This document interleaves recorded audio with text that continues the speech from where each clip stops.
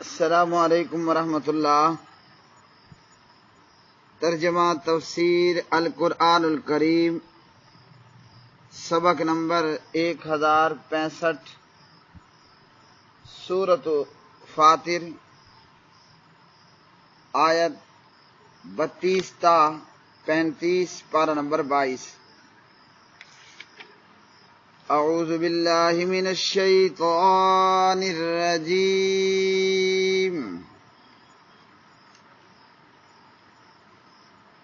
ثم اورثنا الكتاب الذین اصطفینا من عبادنا فمنهم ظالم لنفسه ومنهم مقتصد ومنهم سابق بالخیرات بإذن اللہ، ذلك هو الفضل الكبير۔ جنات عدن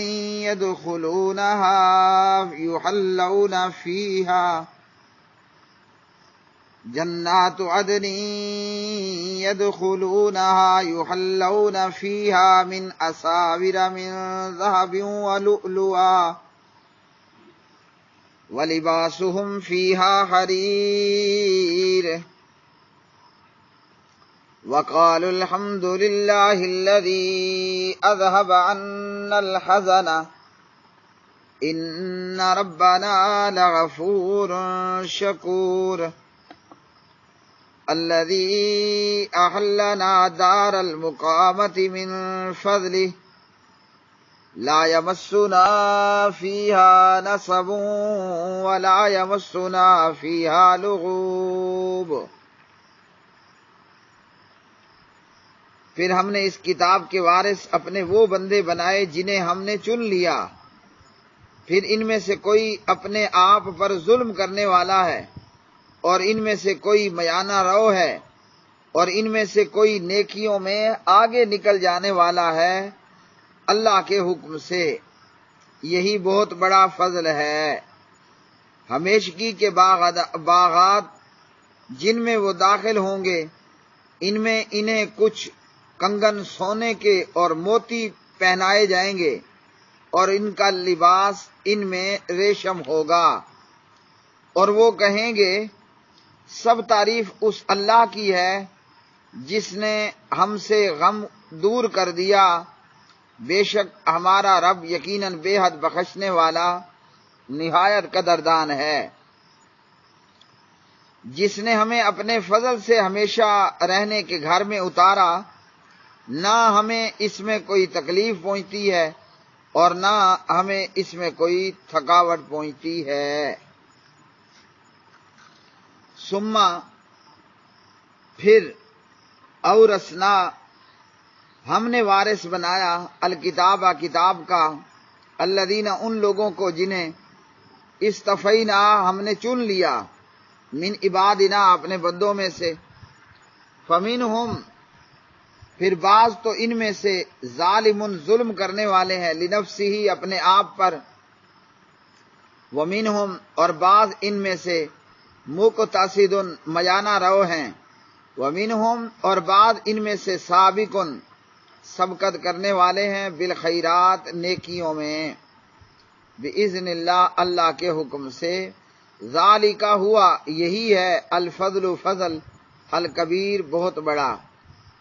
جنات باغات ہیں، عدن ہمیشہ رہنے کے، یدخلونہا وہ داخل ہوں گے ان میں، یحلون وہ پہنائے جائیں گے، فیہا ان میں، من اساور کنگن، من ذہب سونے کے، ولؤلؤا اور موتی بھی، ولباسہم اور ان کا لباس ہوگا، فیہا ان میں، حریر ریشمی، وقالو اور وہ کہیں گے، الحمد تمام تعریفیں للہ اللہ ہی کے لیے ہیں، الذی وہ جس نے اذھب دور کر دیا، انا ہم سے، الحزن غم، انا بے شک، ربنا ہمارا رب، لغفور البتہ بہت بخشنے والا، شکور نہایت قدردان ہے، الذی وہ جس نے احلنا اتارا ہمیں، دار المقامتی ہمیشہ رہنے کے گھر میں،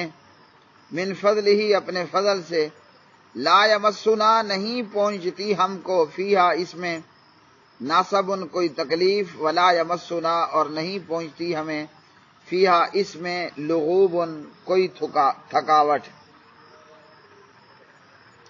پیارے بھائیوں اور میری بہنوں، اللہ سبحانہ و تعالی فرماتے ہیں کہ ہم نے اس کتاب کا وارث اپنے وہ بندے بنائے جنہیں ہم نے چن لیا۔ اللہ سبحانہ و تعالیٰ کے خاص بندے، یہ خاص بندے کون ہیں؟ کلمہ پڑھنے والے، نماز پڑھنے والے، موحد اور توحیدی بندے، جنہیں اللہ سبحانہ و تعالیٰ نے چن لیا اور کتاب کا وارث بنایا۔ اب ان بندوں کی 3 قسمیں ہیں جنہیں اللہ نے چن لیا اور کتاب کا وارث بنایا۔ فرمایا ان میں سے پہلے قسم کے لوگ تو وہ ہیں جو اپنے آپ پر ظلم کرنے والے ہیں، مطلب ہے وہ مومن مگر گناہ گار ہے، سیاہ کار ہے، گناہ کرنے والا ہے۔ اور دوسرا وہ قسم کے لوگ اور وہ گروہ جو میانہ رو ہیں، جن کی نیکیاں اور گناہ برابر برابر ہیں۔ اور تیسرا وہ گروہ ہے جو نیکیوں میں آگے نکل جانے والا ہے، یعنی جن کی نیکیاں بہت زیادہ ہیں اور نیکی کرنے میں وہ آگے نکلنے والے ہیں۔ وہ نیکی چاہے عام نیکی ہو، خاص نیکی ہو، چھوٹی نیکی ہو، بڑی نیکی ہو، وہ نماز ہو، روزہ ہو، حج ہو، زکوٰۃ ہو، اللہ سبحانہ و تعالیٰ کی راہ میں مال خرچ کرنا ہو اللہ کے حکم سے۔ فرمایا یہی بہت بڑا فضل ہے۔ بے وقوف یہ سمجھتا ہے، کافر یہ سمجھتا ہے اور کم عقل یہ سمجھتا ہے کہ دنیا کی دولت زیادہ مل گئی، ہاں جی، دنیا میں اولاد زیادہ مل گئی، دنیا کے اندر سونا چاندی زیادہ جمع ہو گیا، دنیا کے اندر بڑا مکان، بڑا بنگلہ، بڑی پراپرٹی حاصل ہو گئی، یہی کوئی اللہ کا فضل ہے۔ حالانکہ بڑے سے بڑے مکان والا، عالی سے عالی شان بنگلے رکھنے والا، بالآخر ایسا وقت بھی آتا ہے کہ وہ بھکاری بن کر بھیک مانگ رہا ہوتا ہے، اور ایسا بھی ہوتا ہے کہ بھکاری بادشاہ بنا دیا جاتا ہے، اور ایسا بھی ہوتا ہے کہ بکریوں کا چرواہا ہوگا وہ بادشاہ بنا دیا جائے گا، اور ایسا بھی ہوتا ہے کہ بادشاہ چرواہا بن جاتا ہے۔ تو سمجھا یہ جاتا ہے کہ دنیا ہی اللہ کا فضل ہے، ہاں جی، یہاں بڑے سے بڑی پراپرٹی رکھنے والا، مکان رکھنے والا، ہاں جی، وہ اس طریقے پر ہمیشہ نہیں رہتا، حالت بدلتی ہے، تبدیل ہوتی ہے، مکانات اور بنگلے اور پراپرٹیاں بک جاتی ہیں۔ اللہ کا فضل یہ ہے کہ جنہیں اللہ سبحانہ و تعالیٰ نے چن لیا اور جنہیں کتاب کا وارث بنا دیا۔ اب ان میں سے سب سے پہلا نمبر ان لوگوں کا ہے جو نیکیوں میں آگے نکل جانے والے لوگ ہیں۔ بندہ آگے نکلنے کی کوشش کرتا اور اپنی اولاد کو بھی آگے سے آگے نکالنے کی کوشش۔ سمجھداری یہ ہے لے رہا ہے، وہ مزید ڈپلومے پر ڈپلومہ کر کے، مزید تعلیم حاصل کر کے اس سے آگے کی پوسٹ پر پہنچنے کی کوشش کرتا ہے کہ جہاں 50,000 کی بجائے اس دنیا کا سمجھدار دنیا کے بچوں کو، اپنی بیوی کو، اپنی اولاد کو صبح صبح جگاتا ہے کہ جاؤ وقت پر دفتر سکول پہنچنا ہے۔ احمق اور پاگل ہے کہ وہ دین کی فکر نہیں کرتا، نماز کے معاملے میں پیچھے ہے، روزے کے معاملے میں پیچھے ہے، نیکیوں کے معاملے میں وہ پیچھے ہے۔ تو سب سے پہلی قسم کے لوگ جنہیں اللہ نے چن لیا وہ ہیں، اور سب سے بڑے درجات والے لوگ وہ ہیں جو نیکیوں میں آگے نکل جانے والے ہیں۔ دوسرے نمبر پر وہ لوگ ہیں جن کے گناہ اور نیکیاں برابر ہیں، اور تیسرے نمبر پر وہ لوگ ہیں جن کی نیکیاں کم ہیں اور جن کے گناہ زیادہ ہیں۔ یہ ہیں ظالم، ظلم کرنے والے لوگ۔ اب جو بھی ظلم کرتا ہے، گناہ کماتا ہے، وہ اپنا ہی اپنا ہی نقصان کرتا ہے، اور جو نیکیاں کرتا ہے وہ اپنا ہی فائدہ کرتا ہے۔ فرمایا اللہ سبحانہ و تعالیٰ نے کہ اللہ وحدہ لا شریک کا یہی بہت بڑا فضل ہے۔ کون سا بڑا فضل ہے؟ یہی اللہ کا فضل ہے کہ اللہ نے چن لیا، ایمان والوں میں شامل کر لیا، اور فرمایا کتاب کا وارث بنا دیا۔ یہ جن کو اللہ نے چنا ان کے لیے کیا ہے؟ فرمایا ان کے لیے عدن کے باغات ہیں، یعنی عدن ہمیشہ کی جنتوں کے باغات ہیں۔ دنیا کا کوئی بھی باغ ہو، اور کتنے ہی بڑے سے بڑے زمیندار اور کتنے ہی عالی سلطنت بادشاہ کا باغ ہو، ایک دن وہ ویران ہو جاتا ہے، وہ بے آباد ہو کر وہ کھنڈرات کی شکل بن جاتا ہے۔ اور یہ بات صرف باغات پر ہی نہیں ہے، بڑی بڑی لہلہاتی ہوئی فصلیں اور کھیت، اور بڑی بڑی عظیم الشان پراپرٹیاں، مکان اور بنگلے، نوکر اور چاکر، اور ہر طرف خوشبوئیں۔ ایک وقت ایسا بھی آتا ہے کہ یہ باغات اور یہ مکانات اور یہ بنگلات یہ سب کھنڈرات کا منظر پیش کرتے ہیں کہ رات تو رات آدمی دن میں بھی یہاں جاتے ہوئے ڈر اور خوف محسوس کرتا ہے۔ لیکن اللہ سبحانہ و تعالیٰ نے جو جنتیں بنائی ہیں وہ ہمیشگی کے باغات ہیں، وہاں کبھی خزاں نہیں ہوگی، وہاں ہمیشہ بہار ہی بہار ہوگی، اور جن میں یہ اہل ایمان داخل ہوں گے۔ تو اہل ایمان بھی اللہ کی جنتوں میں ہمیشہ ہمیشہ رہنے والے ہوں گے۔ جنت ہمیشہ کے لیے، تو اہل ایمان جو وہ داخل ہوں گے وہ بھی ہمیشہ کے لیے داخل ہوں گے۔ اور جنتیوں کو سونے کے کنگن اور ہیرے موتی جواہر لال یہ پہنائے جائیں گے۔ جنتیوں کو سونے کے کنگن اور ہیرے موتی پہنائے جائیں گے۔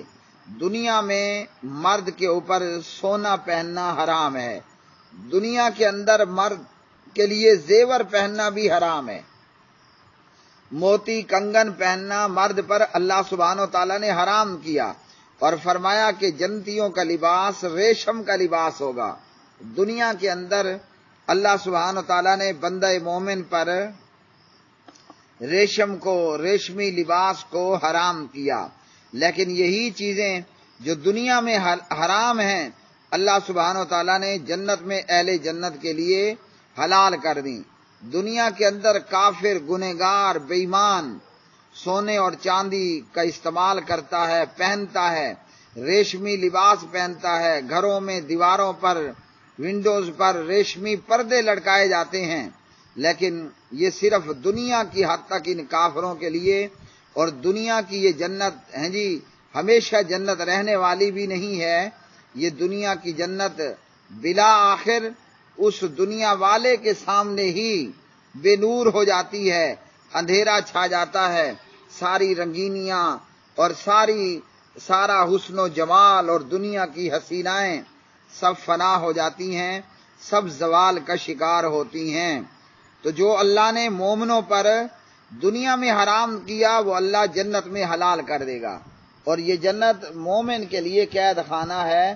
الدنیا سجن المؤمن اور جنت الکافر، کافر کے لیے جنت ہے۔ تو کافر خود بھی گھٹیا اور کافر کی جنت بھی گھٹیا، مومن خود بھی اعلیٰ اور مومن کو دی جانے والی اللہ کی تیار کردہ جنتیں بھی اعلیٰ۔ تو جو ظلم کرنے والے ہیں جنہوں نے گناہ کما رکھے ہیں وہ اپنے ظلم کی سزا پائیں گے۔ وہ سزا دنیا میں پوری ہو جائے یا قبر میں پوری ہو جائے یا حشر کے میدان میں پوری ہو جائے یا جہنم میں جا کر پوری ہو جائے، یا اللہ کے طرف سے اللہ کا فضل ہو اور جہنمیوں کو نکال لیا جائے گا، پیغمبروں اور ایمان والوں کی شفاعت ہوگی اور گنہگار بندہ مومن کو جہنم سے نکال دیا جائے گا۔ جب مومن کو جہنم سے نکالا جائے گا تو وہ جل کر کالا کولا ہو چکا ہوگا، وہ جل کر سیاہ کوئلے کی شکل اختیار کر چکا ہوگا، لیکن اللہ کا فضل اور شفاعت کرنے والوں کی شفاعت انہیں جہنم سے نکال دیا جائے گا۔ تو گنہگار مومن بھی جہنم سے نکال لیے جائیں گے، اور ہمیشہ کی جنتوں کے وارث ہوں گے۔ تو جب ایمان والوں کو اللہ سبحانہ و تعالیٰ جنتیں عطا فرمائے گا، وہ ایمان والے اللہ کی حمد بیان کریں گے کہ کہیں گے سب تعریف اس رب کی ہے جس نے ہم سے غم کو دور کر دیا، وہ ہمارا رب بے حد بخشنے والا نہایت قدردان ہے۔ کسی کو جنت ملے گی تو اللہ کے فضل سے، کوئی جہنم سے بچایا جائے گا تو اللہ کے فضل سے۔ عبداللہ ابن عباس رضی اللہ تعالی عنہ سے نقل کیا گیا، طبری اور بہقی کے اندر ابن عباس کہتے ہیں رضی اللہ عنہما، یہ جو جن کو اللہ نے چن لیا اور کتاب کا وارث بنایا، فرمایا ہم امت محمد صلی اللہ علیہ وسلم، یہ نبی پاک صلی اللہ علیہ وسلم کی امت ہیں۔ ورثہم اللہ کل کتاب انزلہ، اللہ سبحانہ و تعالیٰ نے انہیں نازل کردہ تمام کتابوں کا وارث بنایا۔ فظالمہم یغفر لہ، اس امت کے ظالم یعنی گنہگار مومنوں کو بخش دیا جائے گا۔ ومقتصدہم یحاسب حسابا یسیرا، جن کے گناہ اور جن کی نیکیاں برابر برابر ہیں ان کا آسان حساب لیا جائے گا۔ وسابقہم یدخل الجنۃ بغیر حساب، نیکیوں میں سبقت لے جانے والے اللہ انہیں بغیر حساب کے جنت داخل کر دے گا۔ اللہ سبحانہ و تعالی ہمیں بھی سابقین کے اندر شامل فرمائے۔ تو مومن بندے اللہ کی تعریف کریں گے کہ ہمارے رب نے ہم سے غم دور کر دیا۔ دنیا کے اندر کوئی بھی نعمت ہو، اس نعمت کے چھن جانے کا خوف برابر لگا رہتا ہے، اور جب کوئی نعمت چھین جائے تو نعمت کے چھین جانے کا غم بھی لگا رہتا ہے۔ پہلے خوف ہوگا کہ یہ نعمت ہم سے چھین نہ لی جائے، اور جب چھین گئی تو پھر افسوس اور غم ہوتا ہے، ہائے کہ یہ نعمت ہمارے ہاتھ سے نکل گئی۔ لیکن قیامت کے دن میں جنت چونکہ ہمیشہ کے لیے ہے، مومنوں کو سرے سے کوئی خوف ہی نہیں ہوگا کہ یہ اللہ کی نعمت ہم سے چھین جائے گی۔ جب خوف نہیں ہوگا تو غم بھی نہیں ہوگا، ہاں جی، کیونکہ ان سے کوئی چیز چھینی ہی نہیں کی گئی۔ ابن رومی نے کہا ومن سرہ اللہ یرا ما یسوہ فلا یتخذ شیئا یبالی لہ فقدن، جسے پسند ہو کہ وہ غمگین نہ ہو، ہاں جی، جسے پسند ہو کہ وہ ٹینشن میں مبتلا نہ ہو، وہ ایسی چیز کو نہ حاصل کرے جس کے گم ہونے کی اسے فکر ہو۔ دنیا میں جو کچھ بھی ہے بالآخر چھن جانے والا ہے، ہاں جی، لے لیا جانے والا ہے۔ اس لیے صحابہ کرام رضوان اللہ تعالی علیہم اجمعین کی زندگی ابن رومی کے اسی شعر پر ہی مشتمل تھی کہ وہ دنیا سے کنارہ کش رہتے۔ ضرورت کے لیے پیغمبروں نے اور پیغمبر نے دنیا کا استعمال کیا، اور ضرورت کے لیے ہی انہوں نے سامان جمع کیا جس بغیر ضرورت نہیں تھی، بلکہ رات کو کھا لیا تو دن کی فکر نہیں کی، اور دن کو کھا لیا تو رات کو کھانے کی فکر نہیں ہوئی۔